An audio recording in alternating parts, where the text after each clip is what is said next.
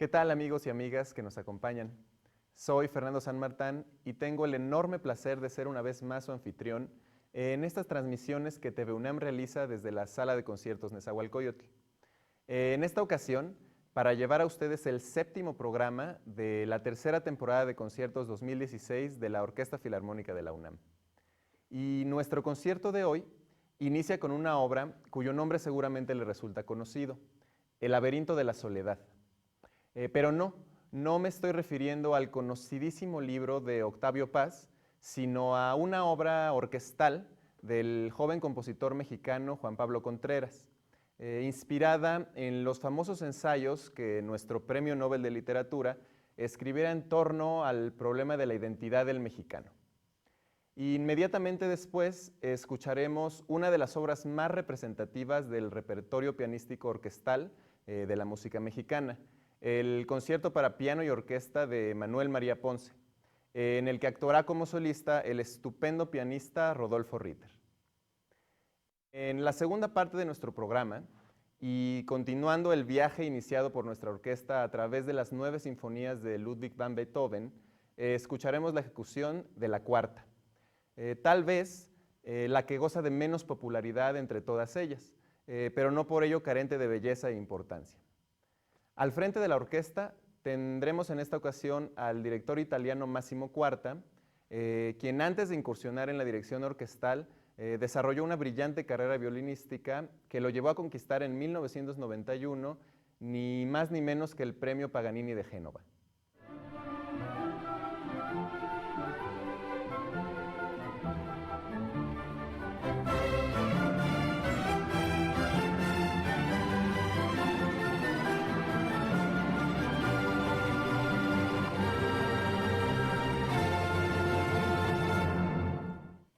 Así, nuestro programa se abre con una obra que, como le comentaba, está inspirada en los ensayos que Octavio Paz publicara bajo el nombre de El laberinto de la soledad en 1950.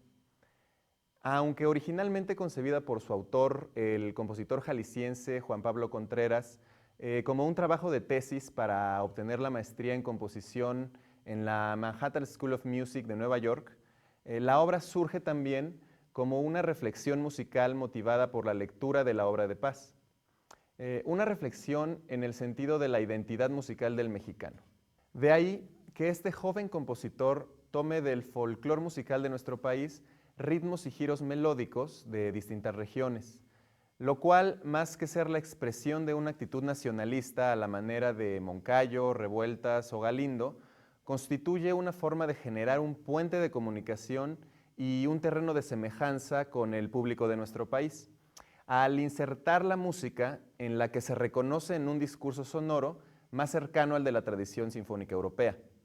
El resultado es una obra en la que se despliega un tejido sonoro de gran riqueza tímbrica, rítmica y armónica, sobre el que se bordan dibujos que evocan algunos de los giros musicales más representativos de nuestro folclore. Pero ya que hablamos de nuestro folclore, déjeme decirle que la segunda obra que hoy escucharemos fue compuesta por quien es considerado por muchos el padre del nacionalismo musical mexicano, Manuel M. Ponce. Pues si bien es cierto que compositores anteriores a Ponce, como Aniceto Ortega, Tomás León, Julio Ituarte o Ricardo Castro, tomaron algunos motivos de la música popular para una que otra de sus composiciones, fue Ponce quien sistemáticamente se nutrió de la canción vernácula para desarrollar una buena parte de su producción musical, la cual en sus primeras etapas está permeada, además por la influencia del romanticismo que se había venido cultivando a lo largo de la segunda mitad del siglo XIX en México, y que se hacía patente sobre todo en la música para piano y principalmente en la música de salón.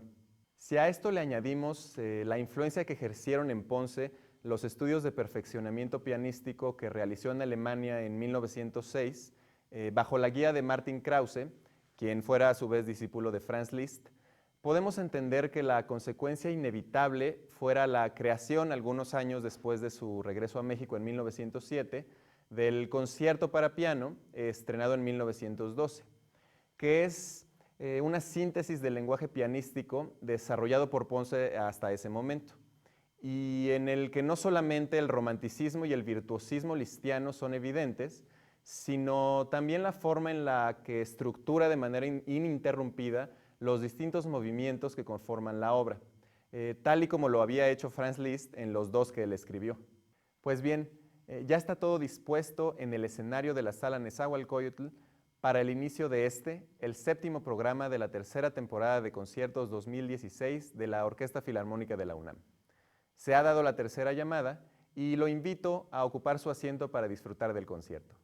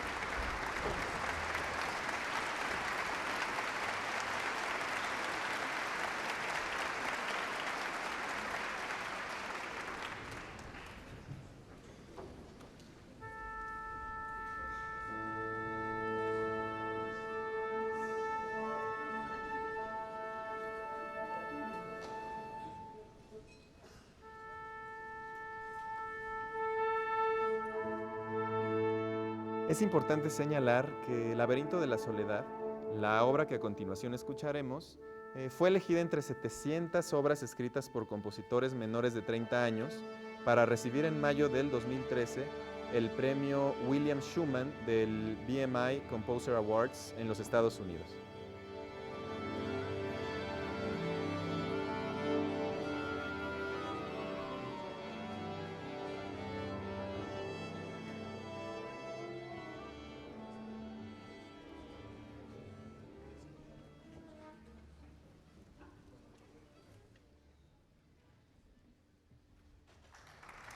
Los dejo entonces con El laberinto de la soledad de Juan Pablo Contreras en la interpretación de la Orquesta Filarmónica de la UNAM, dirigida por Máximo Cuarta.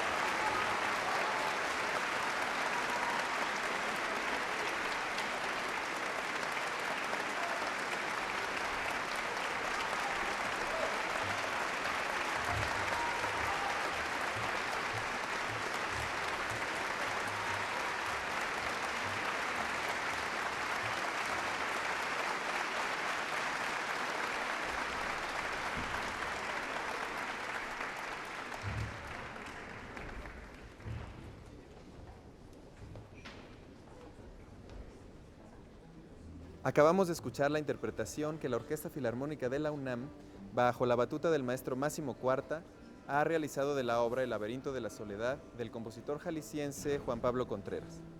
Y nos preparamos para recibir en el escenario de la Sala Nezahualcóyotl al maestro Rodolfo Ritter, solista invitado en el concierto para piano de Manuel M. Ponce.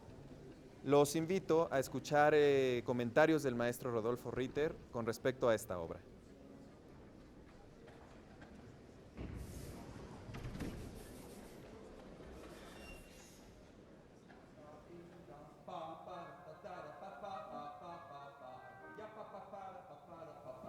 Soy Rodolfo Ritter, soy pianista, soy músico, soy mexicano. La música para mí es una manifestación la más perfecta, la más sagrada de la cultura y de las artes. El piano fue una decisión natural, fue una decisión que el destino me dio por cuestiones personales, por cuestiones familiares, pero también porque para poder trabajar, para poder componer, para poder conocer una orquesta, si uno domina el piano, puede uno conocer todo el rango de lo que hay.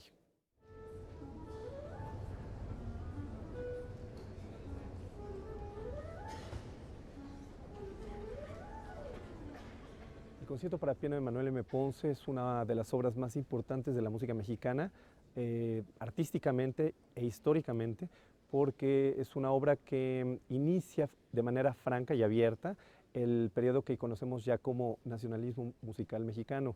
Es muy importante porque marcó una pauta, tenía 30 años el compositor, marcó una pauta para que la música popular influyera la música de concierto.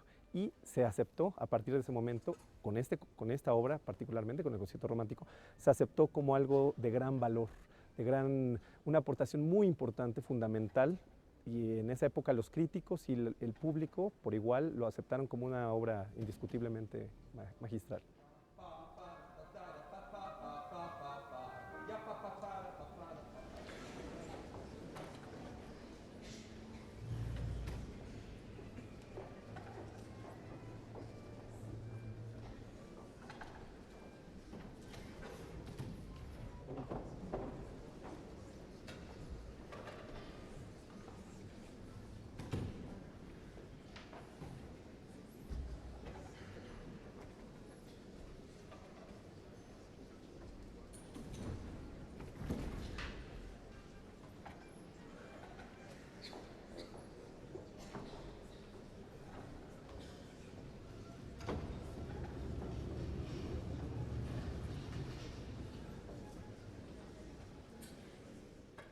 Hay que recordar la importante labor que el maestro Ritter ha realizado en el terreno de la difusión de la música mexicana, no solamente para piano solo, sino también para piano y orquesta, ejecutando los conciertos de Gonzalo Curiel, Ricardo Castro y Manuel M. Ponce, entre otros.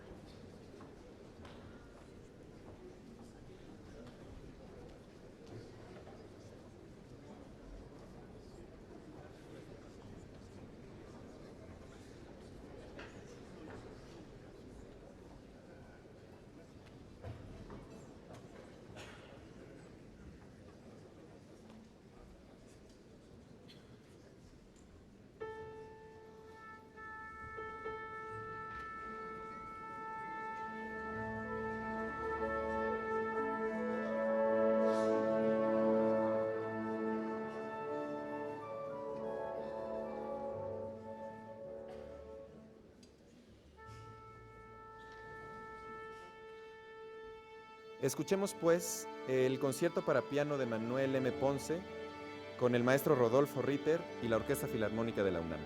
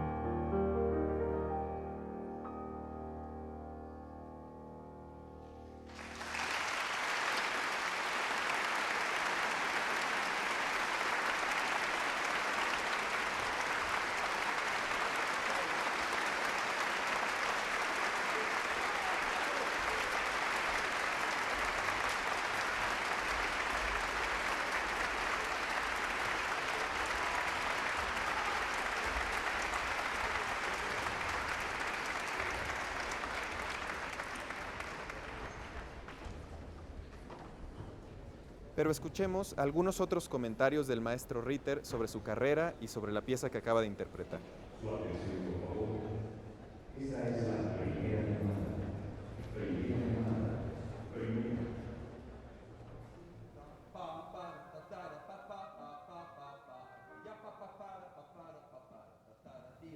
A pesar de que el concierto ha sido tocado a lo largo de los años y que existen varias partituras de este, no existe hasta la fecha, curioso, o todavía una edición crítica definitiva. Entonces, bueno, es curioso porque tenemos que luchar a veces entre el intérprete, la orquesta, el director, para saber cuál es la verdad en la partitura. Entonces, bueno, creo que es urgente que se haga una edición de esto y porque es una obra muy importante, muy bella, la gente además la recibe con mucho cariño, es muy impactante, es muy dramática y esperemos que próximamente estas ediciones ya estén al alcance de todos los músicos.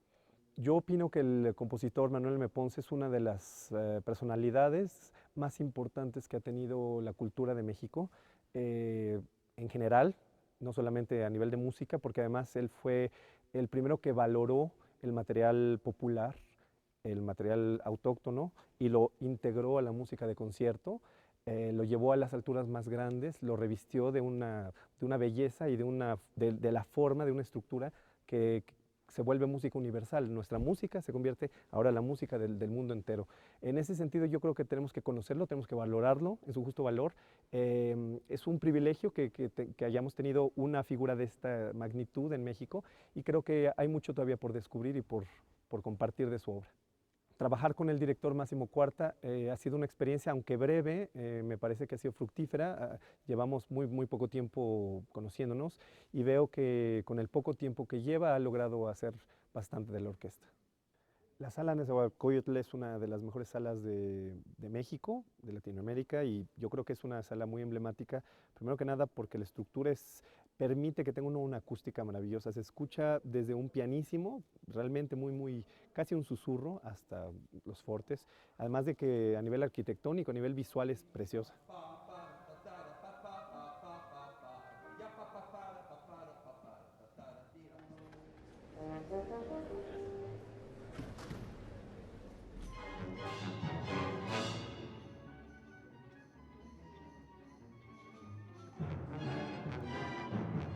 Yo nací en Guadalajara, Jalisco, y empecé a tocar el violín a los 7 años.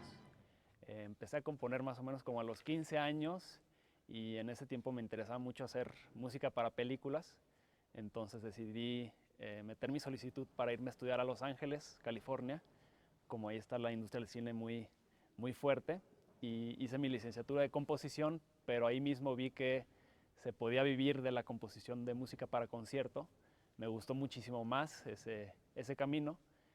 Ahí conocí al compositor mexicano Daniel Catán, compositor de óperas, que fue mi maestro de composición, y él me alentó a irme a estudiar a Nueva York la maestría. Entonces me fui a la Manhattan School of Music, ahí hice mi maestría, y al graduarme me quedé 4 años más en Nueva York, y actualmente radico en Los Ángeles, donde estoy haciendo mi doctorado en composición en la Universidad del Sur de California, en Los Ángeles. Esta es una obra con una duración de 8 o 10 minutos, una obra que abre un concierto. La escribí en el 2011 como mi tesis de maestría. Se estrenó en Nueva York en el 2012 y un año después ganó el premio más importante de composición de toda Norteamérica, que se llama el BMI William Schumann Prize. En esa edición fuimos 700 compositores que mandamos una obra orquestal. Ganó mi obra y a partir de entonces se empezó a tocar muchísimo. Se estrenó simultáneamente con la Filarmónica de Jalisco y con la Sinfónica de Córdoba en Argentina. Fue el mismo día y después se llevó con más orquestas en Estados Unidos y de hecho la OFUNAM es la 10ª orquesta que toca esta obra para orquesta. Pues van a escuchar muchas referencias de música de mariachi, música de banda, música folclórica típica de arpa, como el arpa jarocha, con muchos solos de alientos, pero todo esto va bajo una textura y una narrativa de un laberinto. O sea, la obra en sí también tiene esa forma musical de un laberinto en donde entras y te vuelves a encontrar con distintos fragmentos o pasajes que ya habías encontrado, pero los ves de manera distinta. Y la narrativa básicamente es que entras y quieres más o menos ir saliendo del laberinto para, a la salida del laberinto, descubrir la identidad, que creo que es lo que la obra de Octavio Paz trata de transmitir.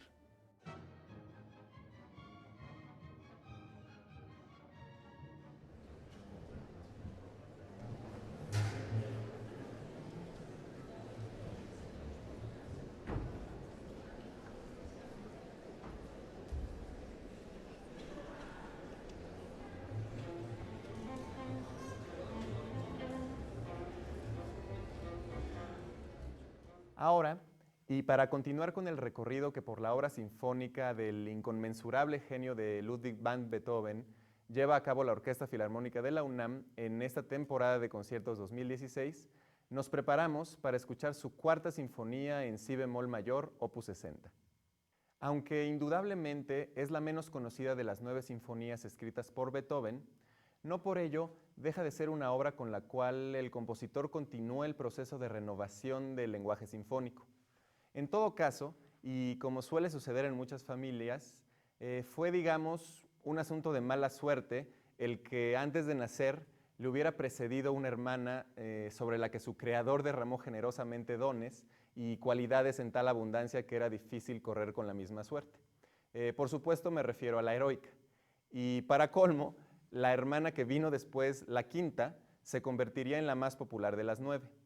De tal manera que el destino de la cuarta quedó sellado por el hecho de que, aún siendo inmensamente hermosa, no corrió con la suerte de tener el atractivo de un semblante trágico, como su hermana menor, la quinta, ni la talla de heroicas dimensiones del cuerpo de su hermana mayor, la tercera, ni, para colmo de desgracias, la voz de la menor de sus hermanas, la novena, que resultó ser para muchos la más bella, la más grande y la más querida de toda la familia. Sin embargo, en muchos sentidos, en la cuarta sinfonía, Beethoven continuó realizando cambios importantes en la estructura de los movimientos. En este caso, tal vez el más significativo sea la reaparición del trío del tercer movimiento hacia el final del mismo. Pero déjeme explicarle. Tal vez recuerde usted que nuestro comentario a la tercera sinfonía señalaba que los terceros movimientos de las sinfonías anteriores a ella estaban conformados por una primera parte llamada minueto, a la que seguía una sección central llamada trío, y después de la cual se regresaba al minueto, desplegándose de esta manera una estructura que podríamos denominar A, B, A. Además de recordar que por la velocidad que Beethoven le imprime al movimiento deja de ser un minueto para adquirir el nombre de scherzo.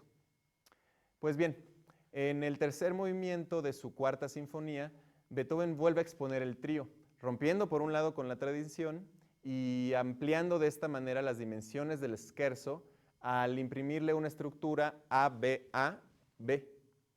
Pero por supuesto, no termina ahí la enumeración de las extraordinarias cualidades de esta sinfonía, pues en ella Beethoven afirma los elementos característicos de sus procesos composicionales, tales como el uso de pequeñas células motívicas para construir grandes secciones o movimientos enteros, como los motivos con los que se inicia el allegro del primer movimiento.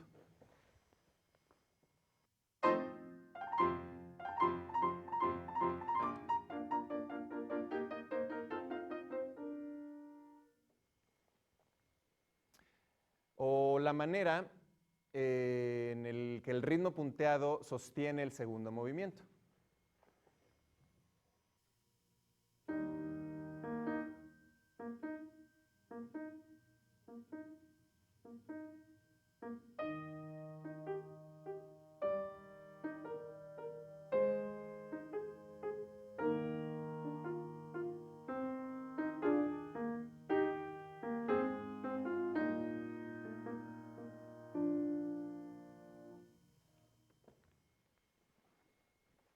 O la manera en la que en el desarrollo de algunas melodías se van añadiendo instrumentos generando una textura que se va engrosando poco a poco, o la construcción de melodías repartidas entre distintos instrumentos, como en el tema del último movimiento, que se inicia en los violines primeros, pasa a los violines segundos, de ahí a las violas, para terminar en los chelos y contrabajos.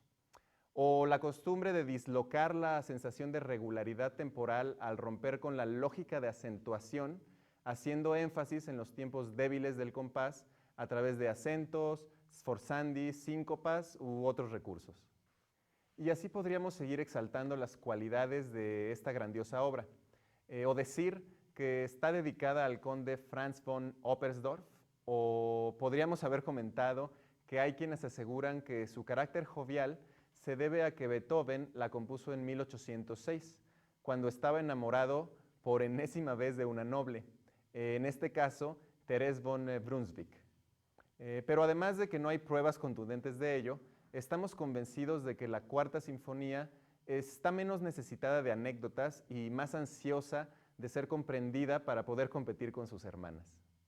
Pero ahora quisiera invitarlo, antes de regresar al escenario de la Sala Nezahualcóyotl, a conocer a nuestro director invitado, el maestro Máximo Cuarta.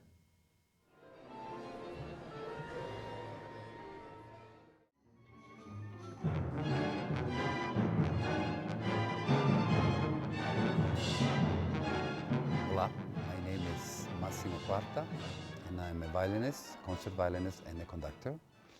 And it's the second time I'm here with the Orchestra Filarmonica della UNAM. I was here in June with the Bartók Concerto as soloist, and I'm here as a conductor with a beautiful program.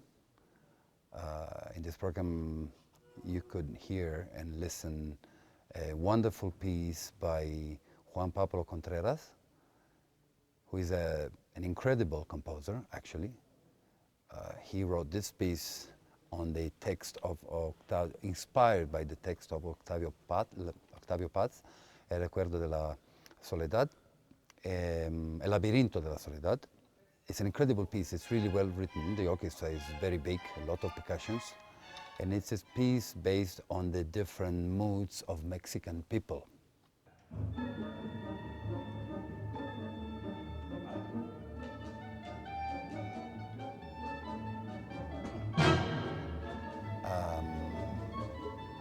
There are a lot of rhythmical phrases, but also a lot of melancholic phrases, and of course the folklore, Mexican folklore, which is a big part of the piece. And there is some party music, and some Mexican party music, and some Mexican folks music that you could hear, very well written. And I really hope you will enjoy it, because we enjoyed it so much. And then we have the Ponce Piano Concerto with Rodolfo Ritter, who is an incredible pianist. And the piece is completely different because it's very romantic piece. It's very passion piece, a little bit sometimes on the Chopin mood or Tchaikovsky mood or Rachmaninoff mood sometimes, but it's really nice piece, very virtuoso. And then we have the Beethoven Symphony No. 4, which is a quite particular symphony because it's in the middle between the third and the fifth, which are completely different symphonies. It's somehow like Beethoven wanted to break the continuity between the third and the fifth, which are very very autocratic symphony, and in the way they're written. And the fourth is completely different. It's very sparkling, it's very brilliant, beautiful. Somehow the fourth symphony, it's like it has been not very lucky symphony because it's in the middle between the third and the fifth, which are very famous. Of course, the fifth is the most famous probably, together with the ninth. And the third is very famous as well. And the fourth is an incredible piece, really an incredible piece, but very light, very brilliant, not so romantic like the others. And but I think it's a very nice mixture with all these pieces. It's very well composed, the program, and the orchestra is playing marvelously. We worked like crazy on these three different kinds of styles, I would say, completely different. And but I really enjoyed it so much, and I really hope you will enjoy the concert so much. Regarding the Fourth Symphony, because it breaks this wall between the third and the fifth, which are very, let's say, pre-romantic symphonies, the fourth is somehow linked and has the heritage of everything that happened before. So it has heritage of Mozart and Haydn, but also some Baroque way of playing. You will hear, was my idea is that because the instruments were completely different at the time of Beethoven, the violins were different, the bow was very different, and of course the articulations are very different. So they are a little bit, not Baroque-ish, but there are lots of, Beethoven took a lot from what happened before him in this symphony. It's really like he wanted to say, okay, I composed the third, but look what I can do with the fourth. Look how I can manage with all the history that has been before me. So the Tempest, for instance, the second movement, usually it's played a little bit slow from the heritage that we have during the 50s, the 40s, the 60s, where Beethoven was thought to be always very heavy, very big sonorities. There are big sonorities indeed, but they are very different from what usually we are used to listen. So my idea was to highlight all these things. So the second movement, for instance, is very fluid, fluently. It runs fluently. As a matter of fact, the Beethoven metronomes, the indications of the metronomes are very fast, are very much faster than what people are used to listen for Beethoven. And also with this beginning of the symphony, which doesn't anticipate anything that is going to happen after a few bars. This beginning it's a little bit obscure, it's a little bit dark beginning. It's a little bit like a waiting situation, something that is going to happen, but it doesn't happen.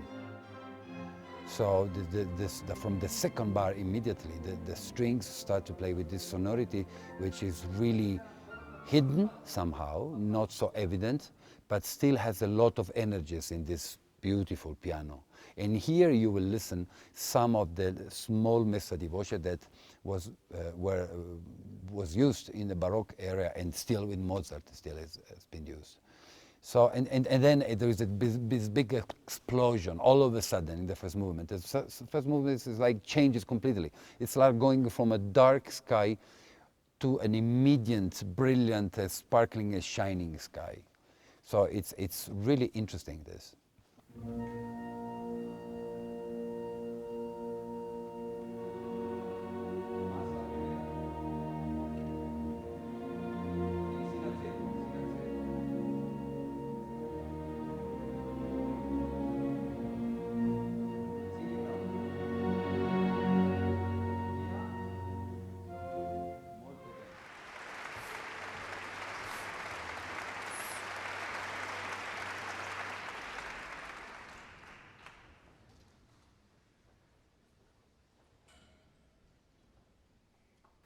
Escuchemos pues a la Orquesta Filarmónica de la UNAM, bajo la batuta del maestro Máximo Cuarta, interpretar la Cuarta Sinfonía de Ludwig van Beethoven.